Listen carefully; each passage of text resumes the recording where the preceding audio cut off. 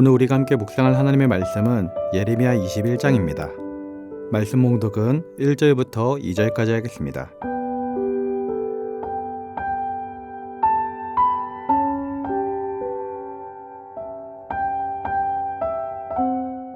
여호와께로부터 예레미야에게 말씀이 임하니라. 시드기야 왕이 말기야의 아들 바수울과 제사장 마아사야의 아들 스바냐를 예레미야에게 보내니라.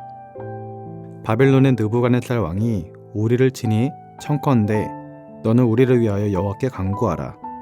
여호와께서 혹시 그의 모든 기적으로 우리를 도와 행하시면 그가 우리를 떠나리라 하니. 아멘.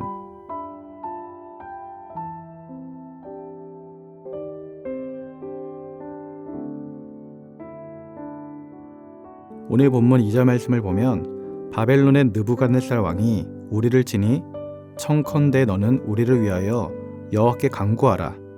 여호와께서 혹시 그의 모든 기적으로 우리를 도와 행하시면 그가 우리를 떠나리라 하니 라고 기록하고 있습니다. 이 말은 유다의 마지막 왕인 시드기야가 예레미야에게 하나님께 기도하여 유다를 구해달라는 내용입니다. 이를 통해 알 수 있는 것은 지금 말씀의 배경이 예루살렘이 함락되고 유다가 멸망하는 때임을 알 수 있습니다. 즉 나라가 파멸 위기에 봉착하자 가장 다급하고 절박한 순간에 시드기야는 예레미야에게 하나님의 도우심을 중보해 줄 것을 요구했던 것입니다. 시드기야는 만일 하나님께서 기적의 역사를 베풀어 돕기만 하면 자신들이 그 위기에서 벗어날 것이라고 기대했습니다. 본문에 그의 모든 기적으로 우리를 도와 행하시면 이런 표현을 통해서 시드기야의 기대를 구체적으로 확인할 수 있습니다.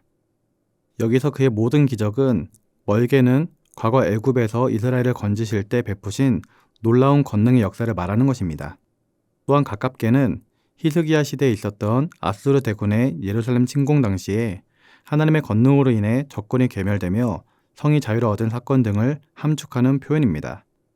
그러면 이처럼 하나님의 기적의 역사를 바라는 시드기야의 요구가 응답되었을까요? 우리가 잘 알고 있듯이 그의 요구는 받아들여지지 않았습니다. 그래서 결국 유다는 바벨론에 의해 멸망하고 말았던 것입니다.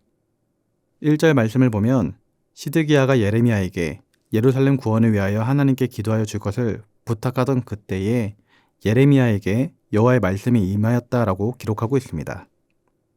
즉 예레미야가 시드기야의 부탁을 듣고 기도하기 전에 하나님께서 먼저 예레미야에게 말씀을 주셨던 것입니다.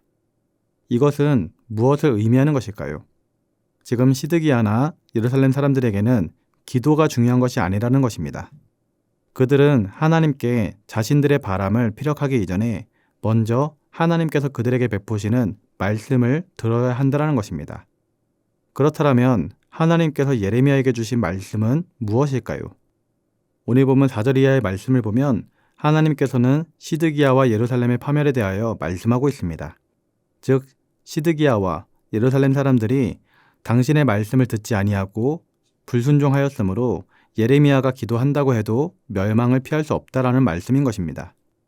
즉 하나님의 말씀을 듣지 않는 시드기야와 예루살렘은 하나님의 심판의 도구로 사용된 바벨론 군대에 의해서 멸망하게 된다라는 것입니다. 시드기야는 예레미야가 기도하면 혹시라도 하나님께서 기적적인 방법으로 예루살렘을 구원하여 주시지 않을까 하는 기대를 가지고 있었습니다. 이 기대를 가지고 예레미야에게 기도를 부탁하였던 것이죠.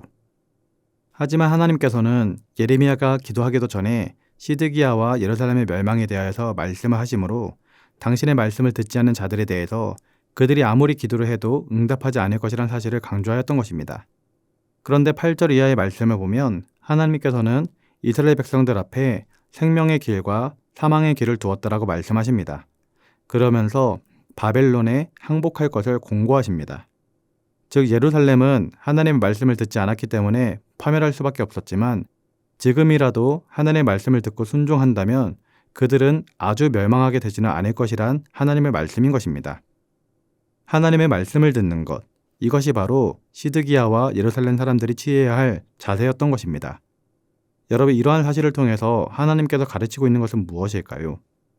그것은 하나님의 백성은 기도하는 것도 중요하지만 기도하는 것보다 더 중요한 것이 바로 하나님의 말씀을 듣는 것, 바로 하나님의 음성을 듣고 그 음성에 순종하는 것임을 말하는 것입니다. 그렇습니다.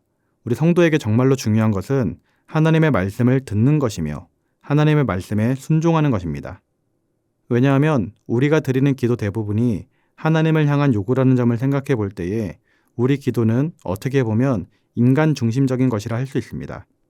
그러나 하나님의 말씀을 듣는 것은 하나님의 뜻을 헤아리고 그 뜻대로 행하는 것이라는 점에서 어떻게 보면 기도하는 것보다 더 하나님 중심적인 신앙의 모습이라고 할 수 있는 것입니다. 하나님의 말씀에 집중하여 하나님의 말씀을 듣고 순종하는 삶을 사는 것과 우리의 소원을 하나님께 말하는 삶 중에 하나님께서는 어떤 것을 더 기뻐하실까요? 당연히 하나님의 말씀을 듣고 순종하는 것을 기뻐하실 것입니다. 따라서 하나님께서는 기도하는 자보다 당신의 말씀을 듣는 자에게 더 많은 은혜를 베풀어 주십니다. 하나님께서는 당신의 말씀을 듣는 자에게 그 마음으로 소망해야 할 것이 무엇인지를 가르쳐 주시며 그가 구하지 않는 기도까지도 응답해 주시는 좋으신 하나님이십니다. 따라서 하나님이 기뻐하는 모습은 우리가 원하는 것을 하나님께 무작정 달라고 기도하는 것이 아닌 하나님의 뜻이 무엇인지를 분별할 수 있게 해달라는 기도를 드리는 것이며 기도 가운데 하나님께서 들려주시는 음성을 듣고 그 뜻대로 살아가는 것입니다. 하나님께 기도하는 자들은 참으로 많습니다. 그런데 하나님의 말씀을 듣고 그 말씀대로 순종하며 사는 사람들은 생각보다 많지 않습니다. 사랑하는 성도님들은 기도 가운데 부어지는 하나님의 세밀한 음성을 들으시기 바랍니다. 그리고 그 음성에 예민하게 반응하며 순종하는 삶을 살아가시기 바랍니다. 그러할 때 하나님께서는 우리의 모습을 보시고 더욱더 기뻐하시며 우리를 통해 하나님의 일을 이루어 가실 줄 믿습니다. 하나님의 말씀을 듣고 순종함으로 하나님께 영광이 되는 삶을 살아갈 수 있길 주님의 이름으로 기도드립니다. 기도하겠습니다. 사랑의 하나님 아버지, 오늘 말씀을 통해 기도하는 것보다 하나님의 말씀, 하나님의 음성을 듣고 순종하는 것이 더 중요한 것임을 깨닫게 됩니다. 우리가 기도할 때 그저 나의 요구를 하나님께 아뢰는 기도를 하지 않게 하시고 하나님의 뜻이 무엇인지를 분별하기 위해 더욱더 기도하게 하시고 그 뜻을 깨달았다면 하나님의 뜻에 순종하는 삶을 살아갈 수 있도록 은혜를 더하여 주시옵소서. 감사를 드리며 예수님의 이름으로 기도드립니다. 아멘. 하늘에 계신 우리 아버지, 아버지의 이름을 거룩하게 하시며 아버지의 나라가 오게 하시며 아버지의 뜻이 하늘에서와 같이 땅에서도 이루어지게 하소서. 오늘 우리에게 일용할 양식을 주시고 우리가 우리에게 잘못한 사람을 용서하여 준 것 같이 우리 죄를 용서하여 주시고 우리를 시험에 빠지지 않게 하시고 악에서 구하소서. 나라와 권능과 영광이 영원히 아버지의 것입니다. 아멘.